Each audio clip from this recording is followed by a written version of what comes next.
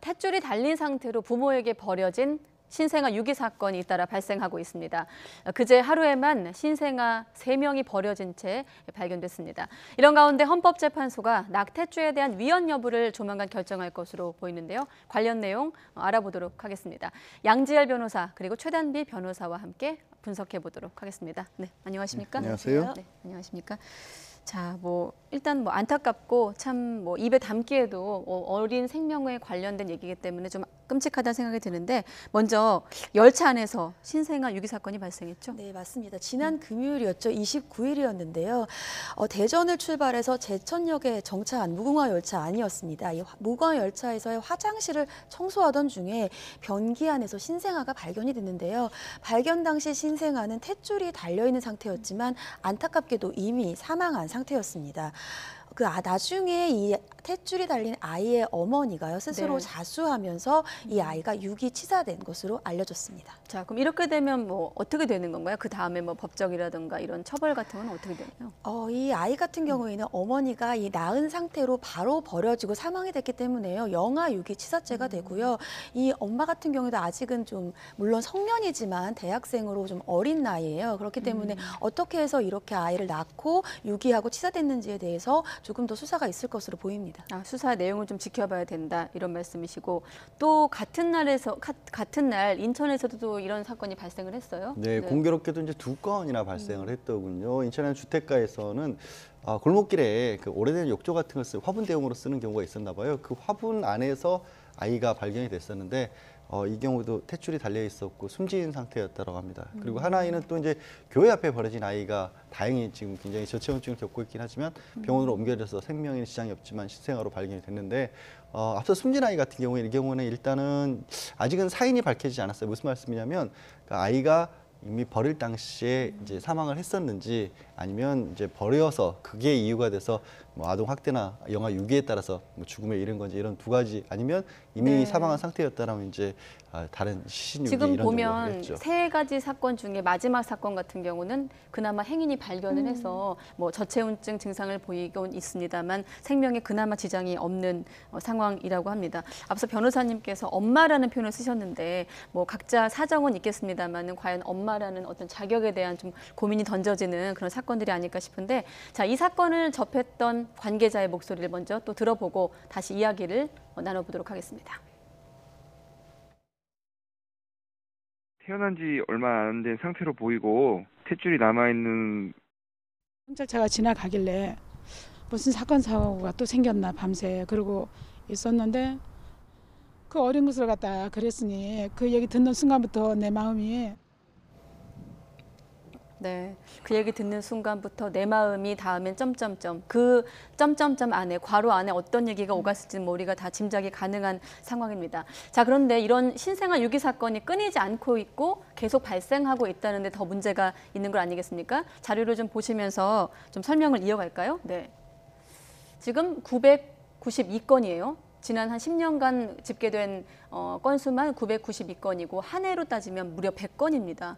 저희가 지금 앞서 보셨다시피 하루에만 3건이고요. 자, 왜 이렇게 죄 없는 어린 생명들이 태어나자마자 이렇게 안타깝게 세상을 떠나야 할까 이런 생각이 드는데 왜 이렇게 사건이 줄지 않다고 볼 수 있을까요? 대부분의 영아 유기 사건 같은 경우에는 이제 미혼모에 의해서 발생하는 사건입니다.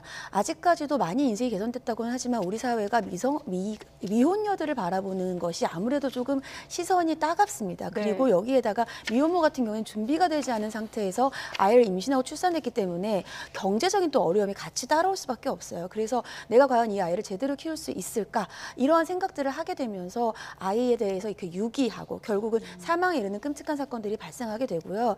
여기에 대해서 그러면 우리는 왜 베이비박스 같은 곳에 있는 아이를 데려가지 않지? 네. 차라리 베이비박스 같은 데에다가 아이를 놓으면 자신이 아이를 키우지는 못하더라도 아이가 이렇게 사망에 이르는 끔찍한 사고는 발생하지 않잖아요. 최소한 생명은 살릴 수 있다는 생각이 들잖아요. 근데 이제 이것도 선택을 하지 못하는 이유가 본인이 원치 않은 임신을 하고 출산을 하면서 무서운 거예요. 내가 혹시 이렇게 출산하는 것을 다른 사람이 알게 되지는 않을까 이러한 두려움도 있고 여기에 더해서 준비를 못한 거죠. 만약에 내가 이제 제대로 된 산부인과를 다니거나 이러면 언제 출산하고 아이가 얼마나 자랐는지를 알게 될 텐데 이런 것도 제대로 못하는 상태에서는 기차 안에서 아니면 어떤 화장실에서 이렇게 준비되지 않은 출산을 하다 보니까 이러한 끔찍한 일들이 계속해서 발생하는 것이 아닌가 싶습니다. 네, 어떤 개인의 도덕적 판단 또 사회적 장치가 있다면 이런 일이 발생하지 않겠죠.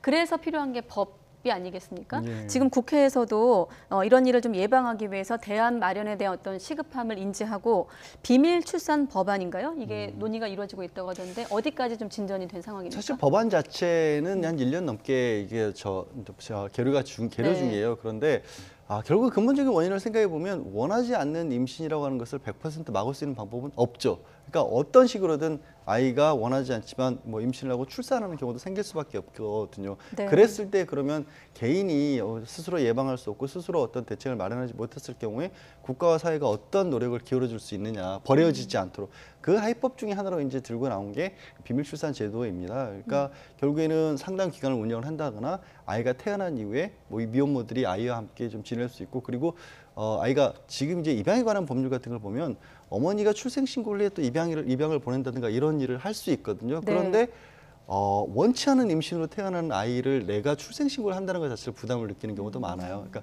그런 것들을 부담 없이 처리를 할 수 있도록 뭐 처리란 말이 좀 부적절할 수 있겠습니다만 예. 도와주는 여러 가지 장치를 만들겠다라는 의미에서 도입한 그런 계류적인 제도입니다. 네, 일단 생명을 좀 보호하기 위해서 제도를 만든다는 측면으로 볼 수 있지만 또 다른 시각에서 보면 비밀 출산이 줄어드는 게 아니라 오히려 또 조장할 수도 있지 않을까 이런 우려도 드는데 어떻게 보세요? 그렇죠. 이게 비밀 출산 제도라고 하는 것이 엄마가 아이를 출산할 때 그 엄마의 익명성을 보장해 주는 것이에요. 그러니까 예를 들면 뭐 상담을 할 때에는 본인의 이름으로 하지만 이것은 봉인이 돼서 더 이상은 사람들이 알 수 없고 출산을 하는 그 의료기관부터는 이제 익명성이 보장된단 말이죠. 그렇기 때문에 이것이 오히려 아이를 낳고 나면 부모로서 책임을 져야 되는데 책임을 회피하는 또 다른 수단으로 악용되지 않겠느냐고 지적하는 반대의 의견들이 있습니다. 그래서 예를 들자면 처음에는 임신을 할 때는 의도하고 계획을 하고 임신을 했다가 그 이후에 여러 가지 사정이 변경되면서 이 아이를 책임지고 싶지가 않은 거죠. 그렇다고 한다면 이렇게 비밀 출산 제도를 오히려 악용을 하는 것이고 그러면 결국은 이것이 또 다른 영아 유기와 같은 다른 이름이 아니냐라는 것들이 이제 반대의 견해들입니다. 그래서 네. 결국은 지금 이런 비밀 출산 제도가 여전히 국회에서 1년 동안 계류되고 있는 또 하나의 이유입니다. 네, 아무래도 생명을 얘기하는 법안이기 때문에 1년 정도 계류되는 건 그만큼 또 고민이 있고 토론이 있다. 그렇죠. 이렇게 좀 반증이 되는데 결국 생명에 관한 얘기를 하다 보면 낙태죄 얘기로 넘어갈 수밖에 없는 상황입니다. 또 곧 이제 조만간 헌법재판소에도 관련 어떤 판단이 나올 예정이기 때문에 해묵은 논쟁이긴 합니다만 한번 좀 얘기를 해보도록 하겠습니다. 자, 어떻습니까? 이 지금 헌법재판소 판단을 좀 앞두고 있는 상황인데 지금 상황에서 낙태죄는 현행으로 어디까지 되어 있는 거죠? 일단 낙태죄의 여러 가지 문제점으로 꽂히는 것 중에 하나가 여성만 그리고 이 의료진만 처벌을 받도록 하고 있습니다. 뭐 예. 1년 이하라든가 의료진 같은 경우 2년 이하 징역을 처하도록 하고 있는데 2012년에 마지막으로 위헌 판단이 한 번 있었어요. 그때는 예. 4대4 합헌 판단이 나왔고 이후에 이제 헌법재판소의 구성원의 비율도 조금은 변경이 됐고 헌법재판관의 비율도 좀 변경이 됐고 아무래도 조금 더 이게 이제 헌법재판소 구성이 바뀐다라고 하는 게 그래도 개인의 어떤 인권을 조금 더 보장하는 쪽으로 바뀌지 않았느냐라고 하는 게 전반적인 분석이거든요. 네. 그러면서 2017년에 이제 그 산부인과 의사 한 분이 낙태죄로 처벌을 받았고 이 부분에 대해서 이게 나의 권리를 어떻게 보면은 침해하고 있다라는 의미에서 헌법소원을 제기를 한 거거든요. 이 헌법소원 같은 경우는 본인의 어떤 권리로 헌법소원을 제기한 건가요? 개인의 헌법소원이라고 하는 것은 개인이 자신의 네. 기본권을 침해받고 있다라고 할 때만 제기할 수 있는 건데 예. 근데 이제 이분이 뭐 69차례면 굉장히 많이 한 것 같지만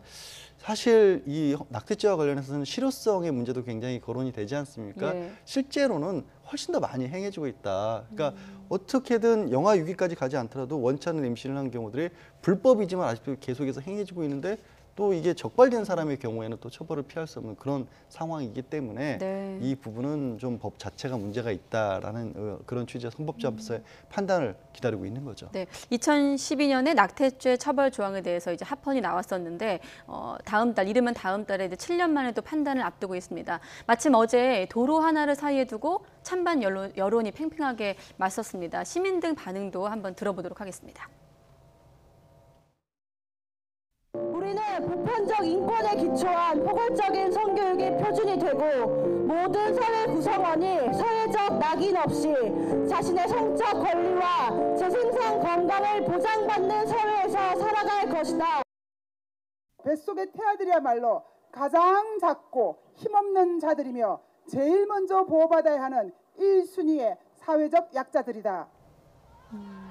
네, 낙태죄를 폐지해야 된다는 목소리를 먼저 들어봤고 유지하자, 폐지를 반대한다는 목소리를 각각 들어봤는데 어떻습니까? 좀 굳이 분류를 하자면 낙태죄를 폐지하자는 쪽은 아무래도 여성의 어떤 자기 결정권을 존중하자는 차원인 것 같고 후자는 태아가 약자다 이렇게 좀 주장을 하고 있었거든요. 각자의 근거는 어디에 있습니까? 일단 이 낙태죄를 폐지하자는 근거는 좀 여러 가지가 있습니다. 앞서서 양 변호사님이 잠깐 설명을 해주셨지만 네. 왜 아이에 대한 책임을 엄마만 지느냐는 거죠. 아이는 엄마와 아빠가 함께 만든 생명인데 그 책임을 엄마만 지는 것이 일단은 불공평하다는 것이고요. 예. 두 번째는 지금 우리나라가 형법은 전면적으로 낙태죄를 금지하고 있고 모자보건법상 제한적으로 인정을 하고 있는데 결국은 현실적으로는 낙태가 계속해서 일어난다는 것이죠. 그렇다고 한다면 낙태에 대해서 이것을 선택하는 이 엄마들 입장에서는 결국은 불법적인 시술을 선택할 수밖에 없고 이것이 여성들의 생명권이라든지 이런 것들을 침해할 수 있다는 것이에요.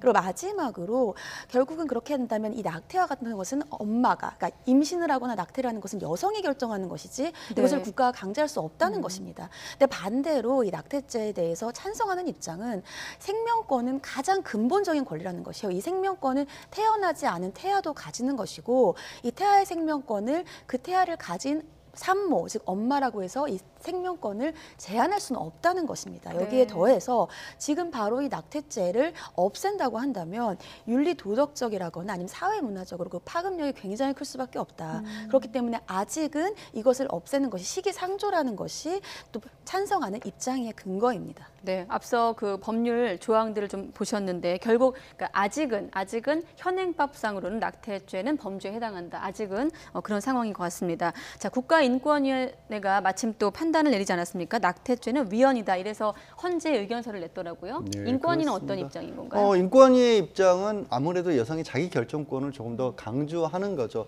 그러니까 사실 이 낙태죄라고 하는 것을 과거에 처벌했을 때와 지금의 어떤 사회적 환경, 특히 의료기술의 발달에 비춰놓고 봤었을 때는 네. 예전처럼 이제 정상적인 어떤 시술이 이루어지고 의료기관에 의해서 엄격하게 이루어질 경우 여성의 뭐 신체에 위치는 해악이 오히려 그 전보다 많이 줄어들었거든요. 더해서 이제 생명에 관한 판단의 기준은 무엇이냐. 그러니까 이 태아가 직접적으로 독립된 개체로서 생명권으로서 존중받아야 될 만한 시기가 과연 정말로 바로 임신이라고 하는 것이 이루어졌을 때부터 이루어지고 보아야 될 것이냐 아니면 지금 뭐 의료계에 따라서는 뭐 3개월이다 아니면 그 전이다 뭐 이런 얘기들이 좀 있지 않습니까? 네. 그런 것들을 과거보다 좀 면밀히 들여다볼 수 있는 그런 가능성이 생겼는데도 그걸 전혀 뭐 고려하지 않고 일률적으로 판단을 하고 있다는 점. 거기에 더해서 이게 과거보다 비교해 봤었을 때는 결국에는 말씀드렸다시피 임신이라고 하는 게 100% 막을 수 있는 방법도 없고 더해서 원하지 않는 임신을 했었을 때 그럼 현재 우리 사회가 원하지 않는 임신으로 인한 출산으로 이어졌을 때 그 아이를 키울 수 있을 만한 그런 환경은 제공이 되느냐. 그런 어떤 선택의 가능성이 없는 상황에서 일방적으로 여성에게 무조건 임신했으니 아이를 낳아서 책임을 져라라고 하는 부분이 좀 지나치다라는 그런 것까지 좀 생각을 해볼 수 있을 것 같습니다. 지금 자막에 지나갔습니다만 낙태와 관련해서 인권위가 공식 의견을 낸 것은 이번이 처음이라고 하더라고요. 자, 그럼 재판을 앞두고 어떻습니까? 영향을 좀 미칠 거라고 보세요? 일단 헌법재판소는 유관기관에 의견서들을 제출을 하면 이것에 대해서 어느 정도 이 의견을 받아들일지 여부를 판단을 합니다. 근데 인권위가 처음으로 이 의견서를 제출한 것도 굉장히 의미가 있어요. 근데 저는 이 인권위의 의견서가 헌법재판소에 어느 정도 영향을 미칠 거라고 생각하는 이유가 단순히 인권위의 의견만이 아닙니다. 유관기관인 여가부에서도 의견을 제출했는데 낙태죄에 대해서 전면적인 재검토가 필요하다는 의견을 냈어요. 여기에 더해서 법무부가 의견을 냈는데 법무부는 원칙적으로는 낙태죄는 합헌이라는 의견입니다만 기존과는 의견이 달라졌어요. 어떻게 달라졌냐 하면 예외적으로 인정하는 모자보건법에 관해서 낙태를 허용하는 범위를 늘리는 것까지는 어느 정도 긍정적으로 입장이 바뀌었습니다. 그렇기 때문에 유관기관들의 입장이 어느 정도 낙태죄에 대해서는 이제 폐지에 대해서 좀 더 긍정적으로 바뀐 것이죠. 이것은 단순히 유관기관의 의견뿐만이 아니라 사회적인 의견이 그렇게 바뀌고 있다는 것으로 볼 수도 있어요. 그렇기 때문에 어느 정도 이번에 인권위의 첫 의견은 헌법재판소에 영향을 미칠 것이라고 저는 보입니다. 네, 마지막 질문 드리려고 했는데 어느 정도 그 답변에 최 변호사님은 답변에 들어가 있는 것 같고요. 자, 7년 만에 이제 고심 끝에 헌재가 결정을 내릴 텐데 끝으로 양 변호사님은 좀 그 재판 결과 어떻게 전망하세요? 일단 이걸 종합해 봤을 때 지금보다는 좀 개선된 방향으로 결론을 나오지 않을까라고 기대를 해보는데 다만 전면적으로 폐지를 했었을 경우는 어떤 심리적 마지노선 같은 게 무너질 수가 있기 때문에 네. 헌법 불합치 형태로서 지금은 너무 가혹하다. 그러니까 어떤 예외 조항도 없이 그냥 무조건 처벌하기 때문에 과연 국가기관이 국회에서 현재 변화한 어떤 과학기술이나 의료기술을 좀 고려를 해서 네. 어떤 경우에 자기 결정권의 범주에 들어갈지를 조금 고려한 법안을 새롭게 만들어 달라라는 주문을 하지 않을까라고 저는 예상하고 있습니다. 좀 단계적인 고민을 거쳐갈 것이다 네. 이렇게 보신다는 거군요. 자, 잇따른 영화 6.2 사건 그리고 또 7년 만에 판결을 앞두고 있는 낙태죄에 관해서 두 분과 함께 이야기 나눠봤습니다. 양지열 변호사 그리고 최단비 변호사와 함께했습니다. 고맙습니다. 네, 고맙습니다.